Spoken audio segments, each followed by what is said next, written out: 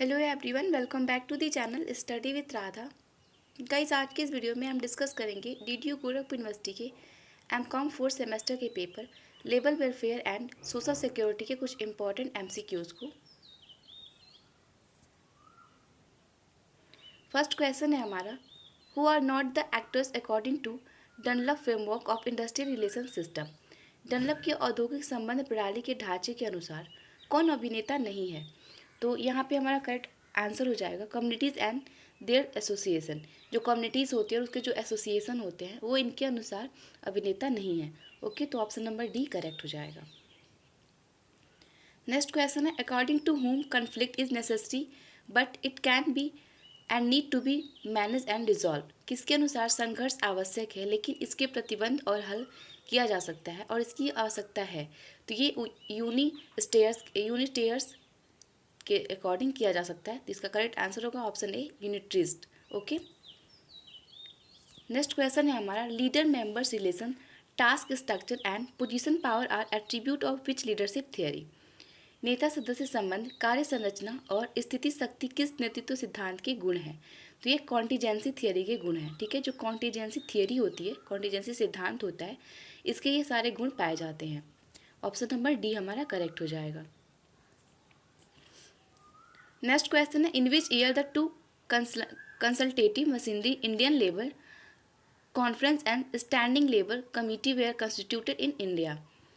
किस वर्ष भारत में दो सलाहकार मशीनरी भारतीय श्रम सम्मेलन और अस्थायी श्रम समिति का गठन किया गया था? तो ये 1942 में किया गया था। नेक्स्ट क्वेश्चन है हमारा, identify the function of joint management council. संयुक्त प्रबंध परिषद की कार्यों की पहचान करें। तो इंफॉर्मेशन शेयरिंग, कंसल्टेटिव, एडमिनिस्ट्रेटिव, ये सारे फंक्शन जो होते हैं वो ज्वाइंट मैनेजमेंट काउंसिल के होते हैं। तो ऑप्शन नंबर हमारा डी करेक्ट हो जाएगा यहाँ पे, all of the above. Next question है, by which amendment the provision of worker participation in management was incorporated in India constitution. किस संशोधन द्वारा भारतीय संविधान में प्रबंधन में श्रमिकों की भागीदारी के प्रावधानों को शामिल किया गया था? तो ये 42वें संविधान संशोधन में किया गया था। ऑप्शन नंबर हमारा बी करेक्ट हो जाएगा। इसमें क्या था कि जो वर्कर के फेवर में कुछ प्रोविज़न बनाए गए थे। ठीक है, नेक्स्ट क्वेश्चन है हमारा, the structure of ILO includes. तो ILO का जो स्ट्रक्चर होता है उसमें क्या क्या इंक्लूड होते हैं? तो पहला ऑप्शन कह रहा है हमारा an international labour conference, second कह रहा है अ गवर्निंग बॉडी, थर्ड कह रहा है एन इंटरनेशनल लेबर ऑफिस। तो ये सारे ही जो चीज़ें हैं वो इंक्लूड होती हैं उसमें। तो ऑप्शन नंबर हमारा डी करेक्ट हो जाएगा, all of the above. Next question है, who are the founder of Madras labour union. Madras labour union के फाउंडर किसको कहा जाता है? तो ये है BP वाडिया। ठीक है, BP वाडिया जो है उनको मद्रास लेबर यूनियन का फाउंडर माना जाता है। नेक्स्ट क्वेश्चन है हमारा, who has defined that trade union means an association carried on mainly for the purpose of protecting and advancing the members economic interest, higher wages, better condition of the work. किसने परिभाषित किया है कि एक trade union का अर्थ है मुख्य रूप से सदस्यों की आर्थिक हित, उच्च वेतन, काम की बेहतर स्थिति आदि की रक्षा और आगे बढ़ने के उद्देश्य को चलाने वाला संघ है। तो ये GHD कोल के द्वारा परिभाषित किया गया है। ठीक है, तो ऑप्शन नंबर हमारा बी करेक्ट हो जाएगा, GDH कोल।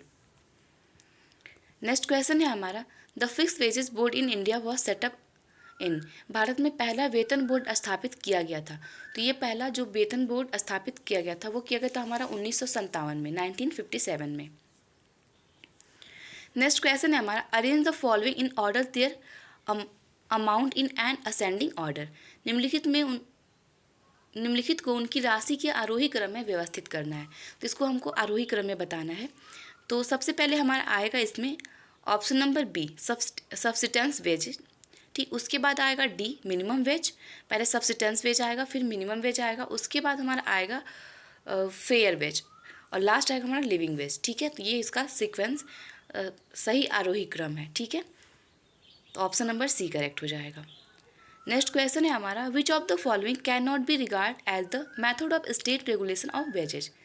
निम्नलिखित में से किसे मजदूरी के राज्य विनिमय की विधि के रूप में नहीं माना जा सकता है? तो जो कलेक्टिव बार्गेनिंग है इसको नहीं माना जाता है, राज्य विनिमय मजदूरी के राज्य विनिमय रूप में इसको नहीं माना जाता है। ठीक है, तो ऑप्शन नंबर हमारा डी करेक्ट हो जाएगा, कलेक्टिव बार्गेनिंग। नेक्स्ट क्वेश्चन है हमारा, which of the following is regarded as iron law of wage. निम्नलिखित में से किसे मजदूरी का लॉ नियम माना जाता है। तो जो सब्सटेंशियल थियरी है वो हमारा लॉ वेज के रूप में, लॉ नियम के रूप में माना जाता है, तो इसको हम सब्सटेंशियल थियरी भी कहते हैं। ऑप्शन नंबर हमारा बी करेक्ट हो जाएगा यहाँ पे। नेक्स्ट क्वेश्चन है हमारा, which of the following is not a type of unemployment. निम्नलिखित में से कौन सा बेरोजगारी का प्रकार नहीं है। तो माइग्रेटरी जो है, माइग्रेटरी अनएम्प्लॉयमेंट जो है वो बेरोजगारी का प्रकार नहीं, क्योंकि माइग्रेटरी में क्या होता है कि एक जगह से दूसरी जगह पे लोग एम्प्लॉयमेंट के बेसिस पे शिफ्ट होते हैं। ठीक है, तो इसको हम बेरोजगारी का प्रकार नहीं कह सकते हैं।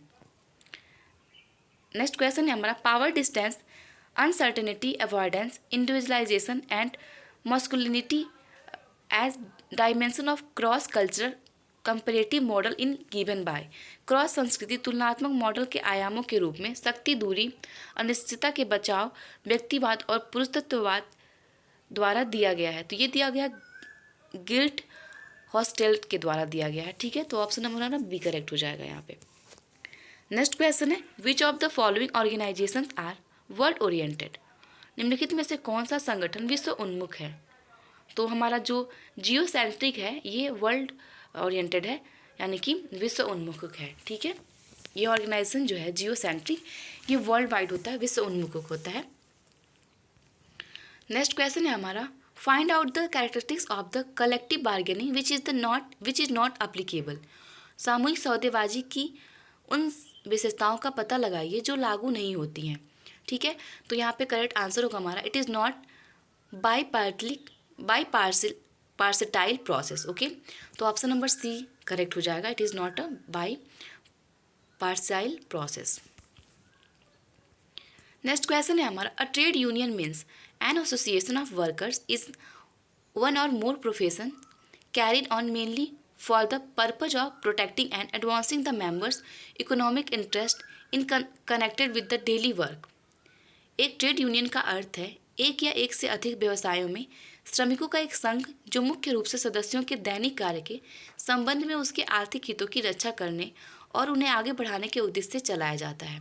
तो ये सिंडे एंड बैट्रिक वेब का है। ठीक है, तो ऑप्शन नंबर हमारा, ये जो ऑथर है इनका नाम बताना है हमको कि किस ऑथर ने ये डेफिनेशन दिया है। ठीक है, तो उस ऑथर का नाम है सिंडे एंड बैट्रिक वेब। ठीक है, ऑप्शन नंबर ए करेक्ट हो जाएगा हमारा। नेक्स्ट क्वेश्चन है हमारा, who among the following advocate the ट्रस्टशिप theory of the trade union. निम्नलिखित में से किसने ट्रेड यूनियन के ट्रस्टशिप सिद्धांत की वकालत की थी। तो ये एम के गांधी ने किया था, तो ऑप्शन नंबर हमारा डी करेक्ट हो जाएगा, एम के गांधी। ओके, तो आई होप आपको ये सारे क्वेश्चन समझ में आए हो। मिलते हैं नेक्स्ट वीडियो में कुछ और इंपॉर्टेंट क्वेश्चंस के साथ। Thank you, have a good day.